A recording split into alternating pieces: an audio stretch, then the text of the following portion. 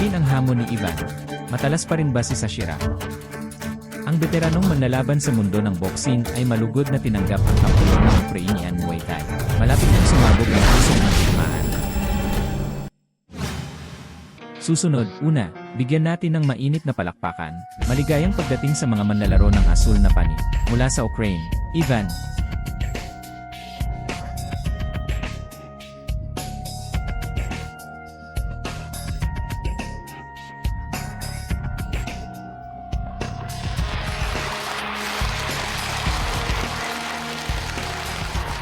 Abangan na lang natin ang susunod na pag-ikot ng palakpakan.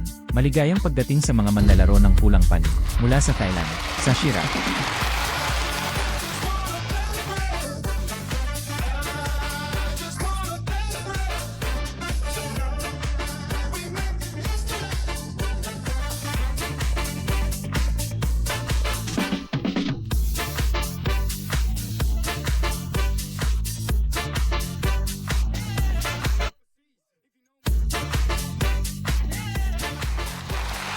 Susunod, kilalanin natin sila ng magkasama. Tignan muna natin ang asul na bahagi. 23 taong gulang, taas 184 cm. Ang kanyang record ay 5 fights, 3 panalo, at 3 loss. Lahat sila ay winners. Siya ay si Ivan mula sa Ukraine. Sumunod ay ang pulang side player na si Shashila. 35 taong gulang, taas 175 cm. Profesional na record, 289 panalo, 24 na tugma, 9 panalo, 166 pos. Ito ay nasa aming profesional na singsing, isang napakabihasang manlalaro.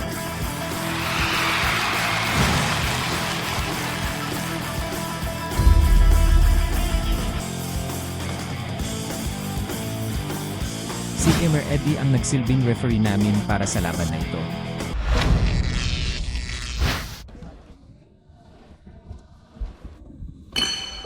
Kumusta, mga manonood? Maligayang pagdating sa patuloy na panonood ng EMEA Legend World Fighting Championship. Ito ay isang laban sa pagitan ng isang manlalaro ng Thailand at isang manlalaro ng Ukrainian. Sapsirak Red Side Thailand, isang veteranong manlalaban ng Muay Thai na may halos 300 laban.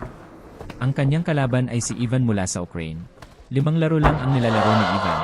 Si Ivan, na 5 laro pa lang ang nilalaro. Very active pa rin siya sa court. Ang profesional na record ni Ivan ay lahat ng mga panalo ng Muay. Sa Shirak ni Red. Kung ikaw ay isang profesional na tagahanga ng boxing, dapat ay pamilyar siya sa kanya. Minsan ay nakipagkumpetensya siya sa profesional na arena ng China ng maaga. Pinatalsik niya ang bituin ng sanda ng China na si Tan Baoyu, at ang jablo na tagapagturo na si Son Wu. At ano ang tungkol sa Shirak? Siya ay isang dual champion sa Muay Thai at boxing techniques. At ang sa Shirak na ito, siya ngayon ay 35 taong gulang na. Naglalaro pa rin ng mga tugma. Pagkalipas ng ilang taon, muli nakatayo siya sa entablado ng China. Ganito ang itsura ni Sashirak mismo. At ang mga larawang ibinigay niya sa aming organizing committee, malaki na ang pagkakaiba. Tingnan mo na lang ang mga pictures. Parang siya siyang Clay din, habang nakatingin siya sa arena. Kung ikukumpara sa mga larawan, mukhang mas matanda pa rin siya. Pagkatapos ay hinawakan niya ang kanyang tiyan gamit ang kanyang kamay sa likuran. Napakababa ng mga kamay. Sa ngayon, may ilang dating mabigat na mandirigma. Ang determinasyon ni Foreman, pati na ang kanyang pangangatawan. At ang fist salute pose ay napakakatulad. Napansin namin noong una siyang pumasok sa court. Inagaw ni Ivan si Shashira. Isang malawakang sipa gamit ang likuran ng binti. Sinalungat niya ito gamit ang isang backhand punch. Okay.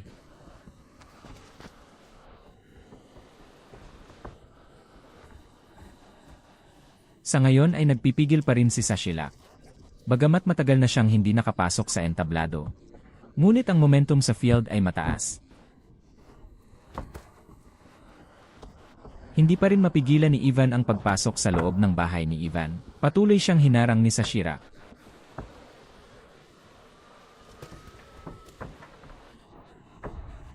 Sa katunayan, marami siyang karanasan sa korte. Tingnan kung gaano kabababa ang iyong mga kamay. Nanginginig na naman. Walisin ang sentro. Bigla, ngayon lang, isang tuwid na suntok sa likod ng kamay. Ang follow-up move ni Sashirak ay isang tuwid na suntok na may hook. Marami na siyang napatay na tao dati. Ibang-iba si Sashirak sa maraming mandirigma ng Muay Thai. Ang kanyang mga pamamaraan sa boxing ay lubos na inaasahang. Kinailangan din niyang manalo ng mga kampyonato sa boxing. 1-0 segundo na lang ang natitira. Tapos na ang unang round.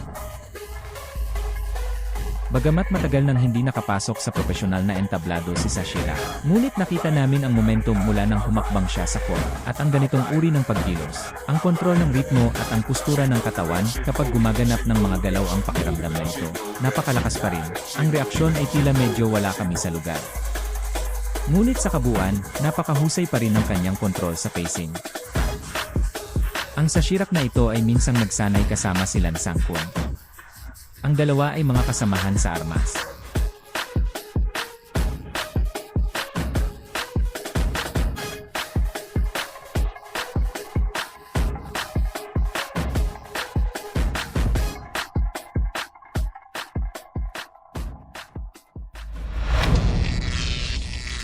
Sige, magsisimula na ang ikalawang round ng laban.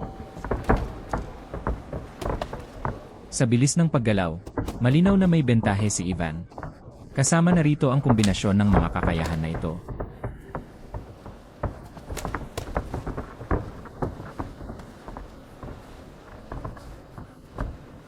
Nakita namin na si Sashirak ay may karanasan ng gusto. Matapos ang kanyang mga paa, mga pagbabago sa iyong postura, o napaka-epektibong pagtatanggol, si Ivan ay sumalungat sa isang suntok sa kanyang ulo. Walisin ang sentro. Muli, ito ay isang sentral na pagwawalis. Ito ay dahil dito. Ito ay si Sashirak. May background siya sa boxing na ito. Kaya, para sa buong bagay, proteksyon sa ulo, paglipat sa pagitan ng pagsalakay at pagtatanggol. Talagang alam niya ito ng husto. Tingnan mo si Sashirak ngayon lang. Nakaka-relax lang ang paggalaw. Biglang may isa pang sipa na nilalaro. Ito ang taktikal na pag-setup para sa kalaban. Kasama na rito ang epekto ng paglipat na ito. Kailangan mo pa ring ipakita ang ganitong uri ng karanasan, ang uri ng karanasan. Pinagmamasdan mo ang paggalaw ng katawan, plus ilang kontrol sa ilang mga peking gumagalaw. Nakaramdam siya ng kaginhawahan sa kanyang katawan, ang buong bagay. Tingnan mo, ang iyong mga braso at braso ay nakalagay ng napakababa, at ang anggulo ng suntok. Nagsisimula ito mula sa ibaba pataas. Tingnan, sa palagay ko si Ivan ay nasa sandaling ito. Para kay Ivan, mas mabuti pang huwag na siyang labanan. Ang magkabilang panig ay naglaban upang simulan ang laro sa isang stalemate sa malayo. Sa oras na ito, dahil wala kang karanasan sa Sashirak, at ang paglulunsad at ilang pagkukunwari ay hindi ganoon kabilis. Sidekick, ang pamamaraang ito ng Sashirak ay napakakomprehensibo. Ang kamay sa likuran ay isang tuwid na suntok. Dapat gamitin ni Ivan ang kanyang kabataan para mapabilis ang tempo ng pag-atake. Malinaw na ito ay isang paligsahan sa pagitan ng isang bagong manlalaban at isang bihasang manlalaban. Ang halatang Sashirak ay nasa singsing na ito. Masyado siyang pamilyar sa singsing. Maaari mong ibaba ang iyong mga kamay ng napakababa. Sa katunayan, ang apat na salitang iyon ay nangangahulugang maluwag na paglalakad. Sa puntong ito, malamang na hindi ito gagawin ni Ivan kay Sashirak. Halimbawa, pag-aayos ng postura at ritmo ng katawan. Kasama na rito ang pagkakataong gamitin ang kilusang ito. Ang kamay sa likuran ay isang tuwid na suntok.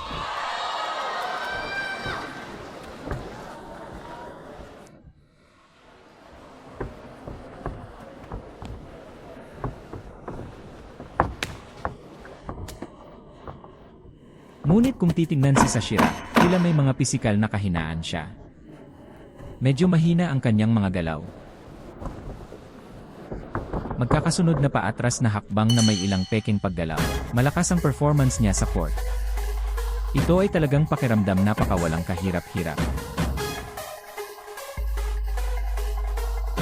Ito ay isang mabagal na pag-reply na nagpapakita ng paglapag ni Ivan ng isang mabigat na suntok sa kanang kamay.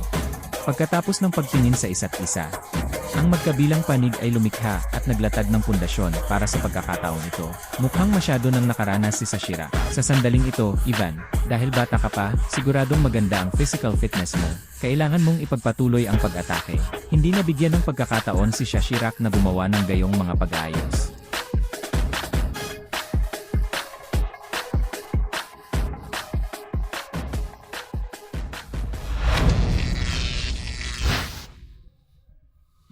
Sige, magsisimula na ang ikatlong round. Ito ang mapagpasyang laro sa pagitan ng magkabilang panig.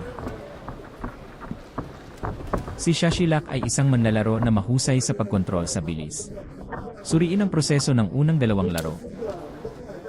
Bagamat hindi siya gumawa ng maraming nakakasakit na pagkilos, ngunit ang ritmo na ito ay sa kanya, at patuloy siyang gumagawa ng ilang peking galaw at paggalaw.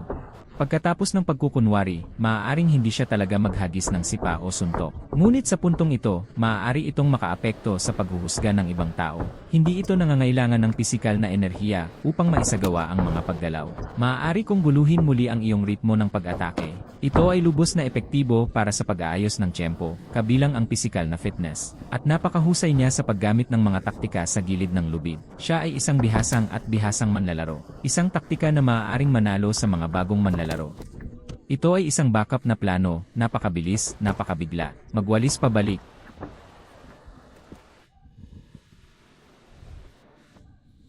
Hindi gusto ni Sashirak ang mga tuhod habang niyayakap ang panloob na bilog.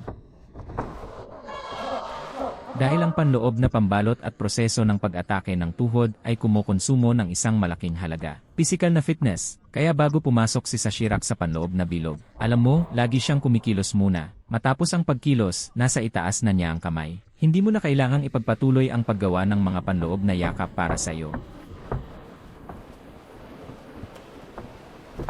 Magwalis pabalik. Aktibong sumandal si Shashilak sa lubid na ito. Ito ay medyo katulad ng klasikong labanan sa pagitan nina Ali at Foreman noong araw na yon. Laging nakasandal si Ali sa gilid ng lubid. Nang makahanap siya ng pagkakataon, pinabagsak niya si Foreman. Tingnan ang kakayahan ni Shashirak sa pagkontrol lalo na. Binalaan ng referee si Sashirak. Itigil ang pag-inisyatibo at pagyakap ng ganito.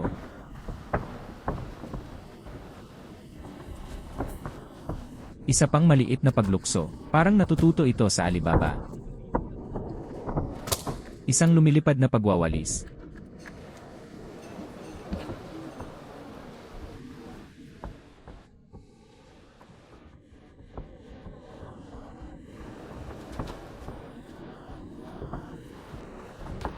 Sa puntong ito, malinaw ang isa sa mga taktika ni Sashirak. Palagi itong nanginginig. Sa proseso ng pagkontrol sa ritmo, maghintay para sa pangatlong pag-ikot na tumunog. Baka may mga malalaking problema sa katawan. Sige, kanang kamay. Ngunit hindi ito tumpak. Kung minsan ay nakatagpo ako ng mga veteranong mandirigma na ito, isang bagong mandirigma tulad ni Ivan, wala talagang gaanong magagawa. Sa katunayan, limitado pa rin ang karanasan.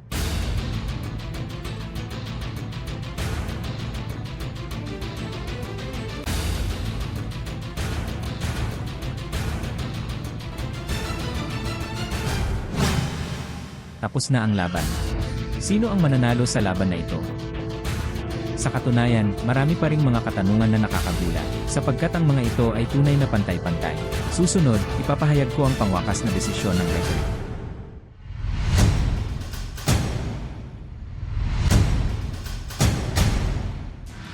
Hukom Kiri, 1, 29 hanggang 28. Hukom Kiri, 2. 29 hanggang 28. Hukom Giri, 3. 29 hanggang 29. Ang pangwakas na resulta, nang inibabaw ang Red Fang.